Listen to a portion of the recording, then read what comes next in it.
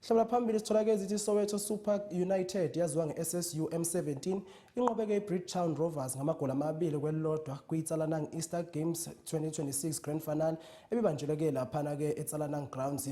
Ompetha laba basebancane bakhombise ukuqina kanye nokuhlasela ukuze bathole isicoco esihlonishwayo phambi kwezixuku esinomdladla.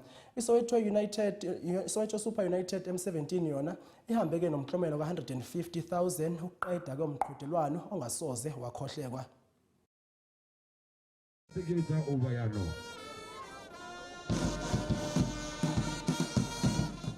iTsalanang Easter Games iqukunjelwe ngokusesikweni izolo nalapho bekudlala khona iBridgetown Rovers neSoweto Super United M17 kumdlalo wamagqibela kankqoyi eTsalanang Sports Ground. Lo ibingumboniso omhle kubhanyabhanya kuyilondo. Ingulowo nalowo elinde de kuqale usingaye. Ithe ukusuka kwa ibhola kick-off line kwaqhuma uthula abadlali bebonisa abalandeli ukuba ingaba yintoni le bazoyibona kakade. Ukuqala kwami kwale tournament it was 1998. Bengithi ngizama ukuthi ngoba ngiyenze le tournament just to give back to community.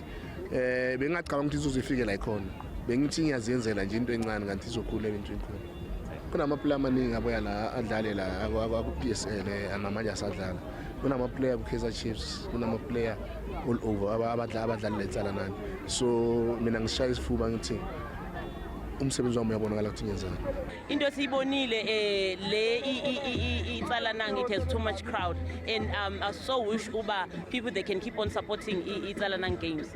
We are for the community, we support the community, so we are grateful to be part of Tsalanang because we're supporting our local soccer groups, and then we want to give opportunity to local talent. The reason sizelana ke ngoba i-team yala eKasi umphakathi besifisa ukuthi no nathi sike sizibandakanye ngomphakathi namajita ama-player ayifunile lento ukuthi no bafuna ukuyidlala nabo ngoba bebabafuna bekune-demand yokuthi baze bazoparticipate. So yeah, enemali njengoba bayiwinile bajabulile amajita sizobona ukuthi siyishera kanjani. It's something that helps these youngsters, especially the ones who are still young.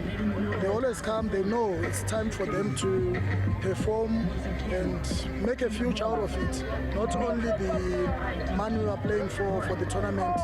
There are scouts, you never know who's watching you. Emva kwempumelelo letumente yalonyaka, abaququzeleli kunye nabathathi inxaxheba banethemba lokubona le tumente ikhula nangakumbi kwilixa elizayo.